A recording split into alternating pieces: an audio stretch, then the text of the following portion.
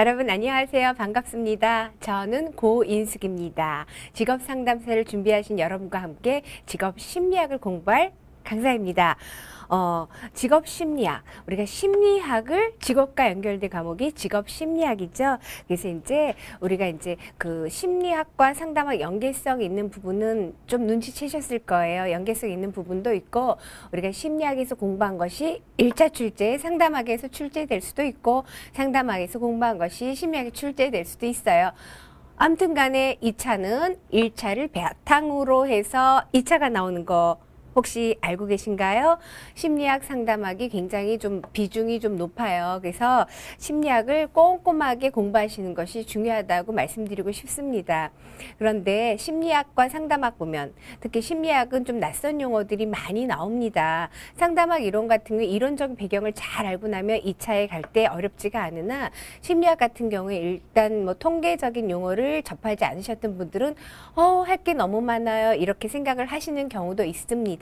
하지만 오히려 상담학은 상담의 목적, 기법 막 엇갈릴 수가 있어요. 근데 심리학은 딱딱 떨어진다고 생각하시면 돼요. 많은 학자들이 있습니다. 심리학이잖아요. 심리학 이론을 갖다가 많이 접목해 놨기 때문에 조금 다소 처음에는 낯설 수가 있어요. 하지만 결코 어렵지 않은 과목이라는 거, 그런 확신 갖고 저랑 같이 공부를 해보도록 하겠습니다.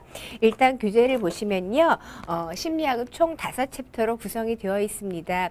이 챕터 구성은 저희 이 책 자체는 어떻게 구성이 됐어요? 정말 수험서잖아요. 수험이니까 전략적으로, 전략이라는 건 뭐예요? 수험의 기출을 풀이해서 기출의 빈도수가 높은 문항, 기출을 잘 파악한 그 내용을 가지고 구성을 했거든요. 그래서 5챕터 모두가 다 출제 빈도가 높은 영역이라고 볼 수가 있습니다. 그래서 총 5장인데 제1장은 심리학 연구 방법이에요. 연구 방법. 연구하는 거, 그래서 여기에서 이제 다양한 용어들이 좀 낯선 용어들이 도출될 수가 있습니다. 그 다음에 심리 검사. 우리가 직업 상담사는 우리가 뭐 상담학 배우고 심리학 배우고 시장론, 노동시장이죠. 정보론, 노동법규. 이렇게 5과목을 배우는 까닭은 상담사는 상담 기술을 접목해서 상담을 할 수 있는 능력이 필요하기 때문이죠. 심리학을 배우는 것은 심리 검사를 활용하고 해석할 수 있는 능력이 필요하기 때문입니다. 그리고 이제 정보론도 정보를 알고 분석하고 적응할 수 있는 것, 시장론 다 연계성이 있는 거죠. 노동법규도 마찬가지로 그런 것 때문에 필요한데, 좀 전에 말씀드린 것처럼 심리학에서 낯선 용어들이 나온다는 것은 뭐냐면 통계용어 모르는데요. 그냥 하는 것이 아니라 심리 검사를 보고 해석할 수 있으면은 우리가 적어도 그 용어 정도 알아야 하기 때문에 이 책에서 나오고 출제 빈도가 상당히 높습니다. 그래서 직업 심리학 연구 방법, 직업 심리 검사를 해석하기 위해서 배우는 거게 되겠죠. 그 다음에 제3장 직업 발달 이론을 보게 되면요. 직업 상담은 직업 발달, 진로 성숙도를 바탕으로 해서 직업 발달 이론을 바탕으로 해서 상담을 하게 되어 있습니다. 그래서 다양한 학자들이 자기의 관심 영역에 따라서 진로 발달, 직업 발달이 어떻게 된다 하는 이론들을 이제 공부할 것입니다. 그리고 4장은 직무의 이해입니다. 직무의 이해는 정보론적인 측면과 조금 접목되는 부분도 있습니다. 우리가 직무 분석하는 방법, 그 다음에 작업 동기 같은 걸 다루게 될 것입니다. 그리고 챕터 5, 그래서 제5장은 직무와 스트레스인데요. 지금 제 얘기를 들으면서 설마 스트레스를 안 받으시나요? 설마 스트레스를 받으시나요? 어느 게 좋을까요? 적정한 스트레스가 우리가 공부하는 데 도움이 됩니다. 그래서 스트레스란 용어 자체는 굉장히 익숙한 용어이기 때문에 그 용어 자체는 낯설지가 않아요. 근데 너무나도 감사하게 챕터 5는 1차 시험 대비해서 보면은 제가 몇 가지만 정리해 드리면 거기서 여태까지 한 2문제씩 나왔어요. 2문제면 10점이죠. 그렇기 때문에 굉장히 분량 대비 출제 빈도가 높은 영역이라고 볼 수가 있습니다. 우리 짧은 시간에 효과적으로 자격증을 따기 위해서 그럼 바로 공부에 들어가 보도록 하겠습니다. 178쪽 보겠습니다. 직업심리학의 연구방법. 직업심리학의 연구방법 하기 전에 우리가 이제 심리학이라는 거, 심리학이라고 이제 보면은 심리학, 그 직업과 연결된 건 직업심리학이죠. 심리학이라는 뭘까요? 뭐 이렇게 학교 공부도 아닌데 왜 이걸 따지고 듣느냐. 그래도 우리가 직업 심리 배우는데 적어도 이것이 무엇인지 잘못 생각하시는 분들이 많이 계세요. 그래서 정리를 한번 해보면 심리학 글쎄요. 보통 이제 많은 사람들이 이렇게 이게 심리니까 인간의 마음을 이해하는 거, 마음의 이치 맞습니다. 그럼 마음이란 뭘까요? 이런 거죠. 그러면 제가 이제 그 관계 있는 것만 얘기하는 거예요. 우리 시험과 연계해서 심리학을 학문적으로 탐구하는 건 아니에요. 그러면 여러분들한테 이런 질문을 제가 드립니다. 여러분들이 지능이라는 거 있죠. 우리가 지능 검사를 해보셨을 거예요. 지능 검사가 뭐냐요? 그럼 IQ 테스트요? 맞습니다. IQ 테스트. 근데 이거는 심리 검사일까요? 아닐까요? 이거는 마음에 있는 걸까요? 아닐까요? 이런 것 때문에 우리가 정리가 필요한 거예요. 심리는 대부분 사람이 마음을 읽는 걸 정답이 없는 것만 생각을 하는데 심리학이라는 것은 인간을 이해하고자 하는 거. 인간에 대한 인간 이해. 그럼 인간한테는 인간의 속성에는 인지도 있고 정서도 있고 행동적, 심체 운동적인 부분도 있어요. 인간은 인지적인 부분도 있고 정서적인 부분도 있고 심체 운동적인 부분도 있죠. 그럼 심리학이라는 것은 심체 운동적인 건 우리가 스포츠나 의학에 좀 다루고요. 물론 그의 영향을 받아서 심리학이 더 발달하긴 했습니다. 의학의 발달을 더불어. 근데 이제 인지적인 부분과 정서적인 부분, 인간의 인지적인 거, 정서적인 거, 심체 운동적인 걸 다 알아야지 인간을 이해한다고 하는데 심리 검사는 주로 인간의 인지적인 것과 정서적인 것을 다루게 되겠죠. 심리학이라는 건 인간을 이해하고자 하는 것입니다. 그러면 직업 심리학이라는 것은 직업과 관계돼서 인간을 이해하고자 하는 거죠. 그래서 우리가 직업 심리학이 대두된 것은 처음에 이제 중요한 인물이 있어요. 파슨스라는 인물. 파슨스는 직업 심리의 효시, 직업 상담, 직업 심리 효시, 직업 지도 선구자. 이런 닉네임을 갖고 있어요. 파슨스는 1900년 초반대부터 이런 직업심리에 관심을 가졌어요. 우리는 이제 직업심리에 관심 갖기 시작한 지가 그렇게 오래되지는 않았어요. 파슨스를 왜 직업심리 효시라 하냐면은 파슨스는 우리가 이제 그 특성 요인 이론과 관계가 있습니다. 특성 요인 이론. 특성 요인 이론 상담에서 특성 요인 상담하는 그 이론을 바탕으로 하는 거 맞습니다. 특성 요인 이론. 파슨은 특성 요인 이론을 바탕으로 해서 직업 지도를 하고자 하는 거예요. 직업 지도를 설립해서. 왜 그런 생각을 했냐면은 산업화 1900년대 초반때 산업화가 되면서 많은 공장들이 생겨난 거예요. 그래서 공장들이 생겨났다면 자본가가 있고 노동자들이 있죠. 근데 이제 보니까 독점 자본가가 노동자를 착취한다라는 생각을 했어요. 그러면은 노동자들 착취하지 못하도록 사회보장법을 통해서 노동자들이 적당한 대우를 해줘라. 착취하지 말아라. 이런 걸 제안을 했고요. 가만 보니까 그러면은 공장에 일하는 노동자들이 과연 그 직무를 수행하는 게 다 맞느냐? 맞냐면 잘하느냐 좋아하느냐 이런 것들을 생각해 본다는 거죠. 그래서 각 개인에게 맞는 직업 지도를 어떻게 할 수 있을까? 그것을 특성 요인 이론을 바탕으로 해서 파슨스는 3단계 직업 지도를 이제 만든 거예요. 3단계 직업 지도. 이것은 이제 과학적 3단계 접근법 이렇게도 얘기합니다. 과학적 접근법.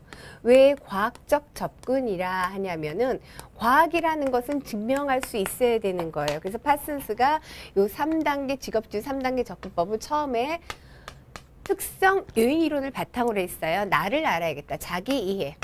자기 무엇을 이해할까요? 자기 무엇을? 자기 특성. 개인의 특성을 어떻게 이해하느냐. 특성을 어떻게 과학적으로. 다시 말하면 특성을 객관적으로 이해한다. 그러니까 각각 노동자들, 각각의 학생들한테 개인의 특성을 객관적으로 파악을 해서 객관적인 자료에서 파악한다는 거죠. 해서 그 다음에 직업 정보를 찾아내는 거예요. 고인숙의 특성에 맞는 직업 정보를 찾는 거죠. 아, 이 고인숙이라는 사람은 굉장히 사회형 흥미가 있구나. 그래서 그쪽으로 이제 직업 흥미에 맞는 걸 찾는 거죠. 그리고 나서 합리적 연결, 과학적 조언하는 거예요. 합리적 조언, 과학적 조언, 고인숙의 특성에 맞게끔 직업 정보를 찾아서 연결해 주는 거죠. 이것이 파슨스의 과학적 3단계 직업 지도 방법.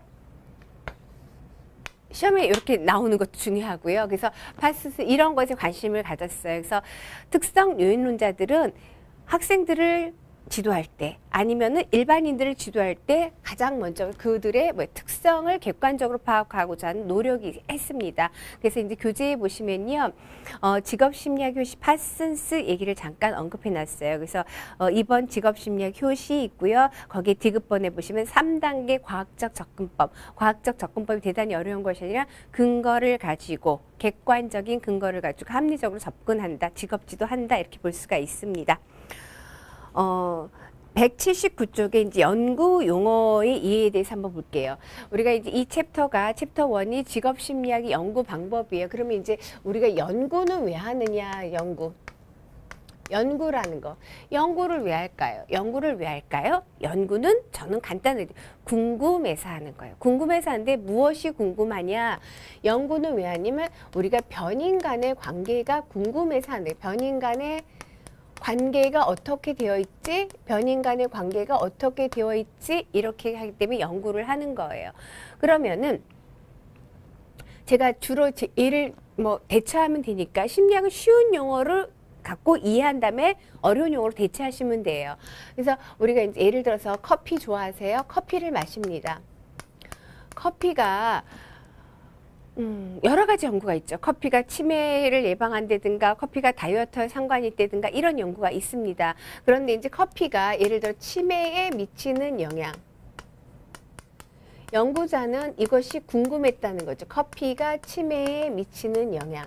그러면은 연구에 있어서 연구자가 이제 원인이라고 생각하는 변인이 있어요. 커피라는 거 원인이라고 연구자가 원인이라고 생각하는 변인이 있고 그것에 영향을 받는 결과 변인이 있다라는 거죠. 이 두 변인 간의 관계가 어떻게 될까 궁금해서 연구를 하는 거예요. 그래서 변인이라는 건 이런 거죠. 다양한 변인들이 있어요. 그래서 연구자가 원인이라고 생각하는 변인을 뭐라 하냐면은 독립변인, 연구자가 처치하는 변인, 독립변인이라고 해요. 그러면 연구자가 그 독립변인에 의해서 어떠한 결과가 달라질까 궁금해하는 것이 뭐냐면은 종속변인이에요.